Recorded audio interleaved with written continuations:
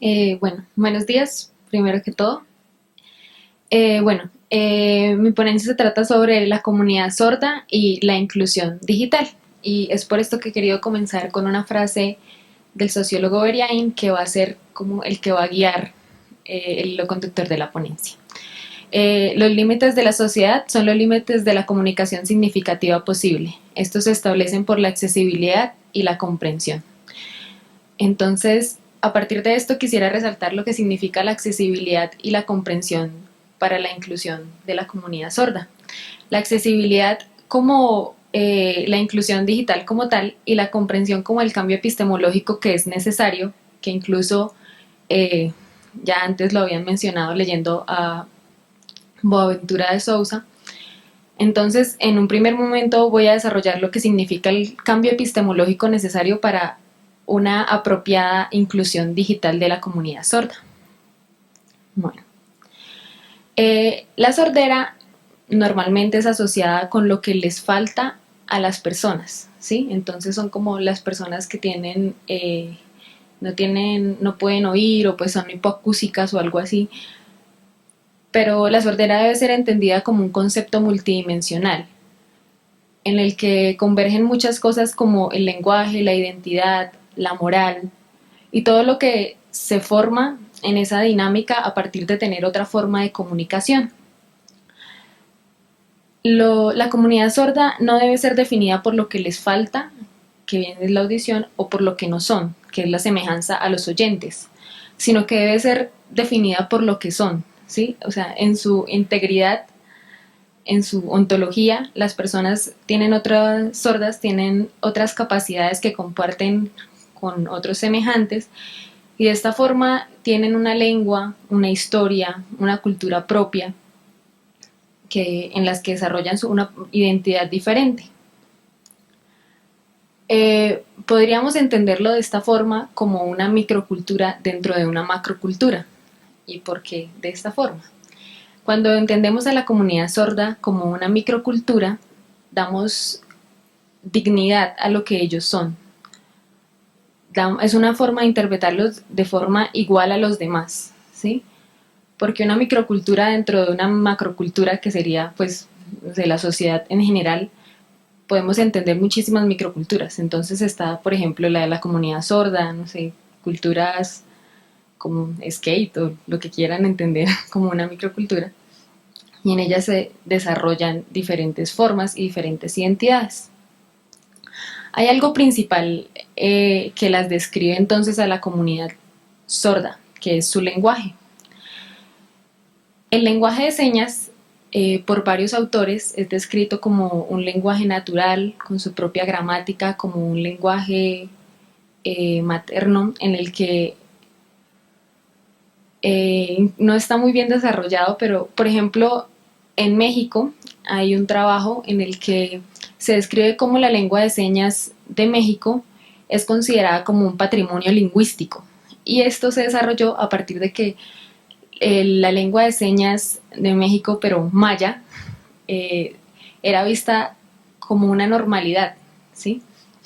Entonces, si nos ponemos a pensar, las personas sordas que nacen de padres sordos, es su normalidad ser sordo. Es en el contacto con el oyente cuando se ve la diferencia, ¿sí? Pero entonces necesitamos desarrollar en ese cambio epistemológico necesario un cambio de moral no de bien y mal, sino el cambio de lo que es normal, ¿sí? El cambio de lo que es diferente que está mal, no, sino que un cambio de lo diferente como igual. Eh, la educación inclusiva para la comunidad sorda ha tenido muchísimos procesos que ha configurado pues su realidad sociohistórica. En este sentido, la educación inclusiva, pues que en este momento desarrollo, debe ser coherente con su realidad sociocultural, ¿sí? Entonces, estamos acostumbrados ellos están acostumbrados a una realidad en la que es construida por oyentes, ¿sí? Para ellos, que son muy diferentes, que es algo muy diferente. Entonces, primero se veía que ellos necesitaban una integración.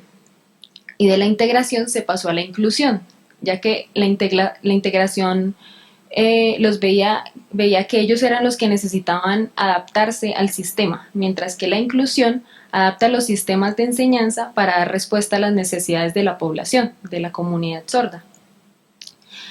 Entonces, bueno, después de esto se empezó a desarrollar lo que era el bilingüismo, que reconocía la lengua de señas como su lengua materna, y a partir de esto, para poder tener una inclusión, entonces se tenía como segunda lengua el español, que entonces sería la lectoescritura. La no exclusión, pasar de la inclusión a la no exclusión, significa ese cambio epistemológico necesario, ¿sí? Esa comprensión, porque la inclusión significa que hay falencias, se reconoce esa diferencia, mientras que la no exclusión reconocería ese ámbito de la diversidad, ¿sí? Entonces, pasar pues de ese cambio, teniendo en cuenta ese cambio epistemológico, se puede pasar entonces a una verdadera inclusión digital. La inclusión digital es entendida genéricamente como la democratización del acceso a las tecnologías de la información y la comunicación. Pero estos espacios nuevamente han sido generados por y para oyentes, normalmente, ¿sí? Entonces vemos cómo la comunidad sorda es la que se tiene que adecuar a estas formas de información y comunicación, ¿sí? Los espacios, la inclusión digital es vista también como un derecho de tercera generación, en la que están los derechos a la comunicación y a la información.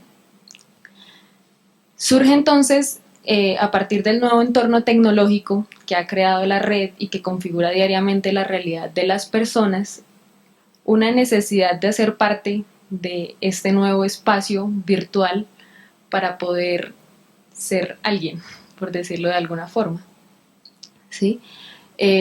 Ahora es necesario tener conocimientos básicos, no sé, en Office y todas esas cosas para poder ingresar a algún trabajo, son necesarios, porque entonces también es un como derecho, también debe ser aplicado a una minoría lingüística como la comunidad sorda. Como lo decía un autor, la exclusión digital también es una exclusión social, ¿sí? Y si entendemos entonces que en la comunidad sorda puede haber de esta forma una doble estigmatización, ya que se les considera desde una forma discapacitante, como en vez de tenerlos en un concepto de comunidad cultural, como minoría lingüística, se les pasa a ser discapacitados, pero fuera de eso se les obliga a tener acceso a la normalidad de los oyentes. Entonces, si se les brinda un acceso a las tecnologías, pero no se les brinda de la forma adecuada, habría una doble estigmatización, ¿sí? Entonces, esa brecha digital en la que no se reconoce la ontología, que no se reconoce sus capacidades, es una forma de construcción de desigualdad para la comunidad sorda. Es necesario reducir esa brecha digital, ¿sí? Pero eso no se restringe solo a la posibilidad de acceder a las nuevas tecnologías, sino a hacer un uso lo más significativo posible de lo que ellas significan. Entonces, pasamos de nuevo a lo que hablaba primeramente el cambio epistemológico de lo que es comprender la lengua de señas como su lengua materna. Lo que se está haciendo en este seminario que hace Alex de hacer la traducción simultánea en lengua de señas es algo que en muy pocos lugares se realiza. Simplemente se realiza un subtitulado en el que la comunidad sorda debe leer y ya, ¿sí? Pero entonces, como dice Morales, el efecto determinante de la comunicación radica en la fidelidad del propio proceso comunicativo, ¿sí? Entonces, ¿cómo estamos haciendo llegar la información a ellos para que sea realmente comprendida? O sea, ¿es realmente fiel ese proceso comunicativo, teniendo en cuenta que ellos tienen otra forma gramatical, tienen otra forma de comprensión del lenguaje. Bueno, pasando un momento al algo más empírico como la política de Colombia. Hay un montón de acuerdos, resoluciones, circulares, mecanismos que estipulan eh, los mecanismos para garantizar el acceso a los medios televisivos, por ejemplo, para la comunidad sorda. Pero entonces existe una paradoja en la que la integración ofrecida en su mayoría es de closed caption y subtitulación, ¿sí? No se ofrece la traducción simultánea. Entonces el sordo debe realizar continuamente una traducción del español a su lenguaje, ¿sí? Por ejemplo, Víctor Amar realiza un estudio en el que dice, bueno, si ya existen todas las formas tecnológicas para realizar subtitulados en las películas que se compran, que se bajan de internet, ¿por qué no se puede desarrollar un subtitulado con un sistema de códigos que le permitan expresar para la comunidad sorda algo que sea realmente fiel a su lenguaje, ¿sí? Si cuando uno pone una película y al principio sale todo el menú de lenguajes y todo esto, ¿por qué no se ha permitido una inclusión tal en la que se pueda acceder a este tipo de subtitulados? ¿Sí? Entonces, hay una mayor distribución y acceso a los recursos tecnológicos, es real, como cámaras digitales, teléfonos, computadores, internet, bueno, todo esto ha permitido mayor producción, edición, difusión, comunicación a través de distintos lenguajes. Incluso se ha visto cómo los celulares, los mensajes de texto, han permitido que se desarrolle una comunicación más fiel a lo que comprende el lenguaje de ellos, ¿sí? Entonces, como les decía anteriormente, el efecto determinante de la comunicación radica en la fidelidad del propio proceso comunicativo, ¿sí? La inclusión digital para la comunidad sorda debe ser acorde a ese cambio epistemológico en que ellos puedan ser fiel a ese proceso comunicativo, ¿sí? Nosotros mismos, incluso, muchas veces no damos cuenta, no abogamos por esa igualdad en la diversidad, ¿sí? Por el lenguaje mismo que usamos, ¿sí? Haciendo referencia pues a otra de las ponencias que también se dio en el seminario, cuando había una gran confusión con el logo de inclusión, en el que todo el mundo normalmente lo refiere como discapacitados. Cuando alguien ve a alguien hablando en señas, no lo refiere normalmente como mudo. Hay un gran desconocimiento por lo que ellos son, ¿sí? Se vuelve a tildar entonces por lo que les falta, ¿sí? No por las capacidades que se tienen. Entonces, si no no hay ese cambio epistemológico desde la cotidianidad, ¿sí? Entonces, pues es mucho más difícil pues llegar a la inclusión digital. Hay un cambio, es evidente según lo que hemos tratado en todo el seminario, hay un cambio desde la academia, ¿sí? Pero aún hay una gran brecha entre la academia y lo que significan las políticas públicas, ¿sí? Hay aún una gran brecha en la que esas políticas configuran la realidad de muchas personas. Entonces, estamos aquí hablando de la inclusión, de lo que comprende la comunidad sorda, de la necesidad de esa traducción, de la necesidad de la lengua, de entender la lengua de señas como una lengua natural de ellos, como una lengua que es fiel a su comunicación, a su realidad. Pero entonces la política habla de cosas muy diferentes, porque la inclusión entonces se da desde la discapacidad y los forja entonces a entender desde la subtitulación que tienen entonces los canales como Caracol y RCN, ¿sí? Que no, pues, si bien en Colombia hay un gran porcentaje de personas aún no alfabetizadas, ¿sí? ¿Cómo será las personas pertenecientes a la comunidad sorda que no han tenido esa oportunidad para ser alfabetizadas en su segunda lengua, ¿sí? En el español, en la lectoescritura. Es aún más complejo.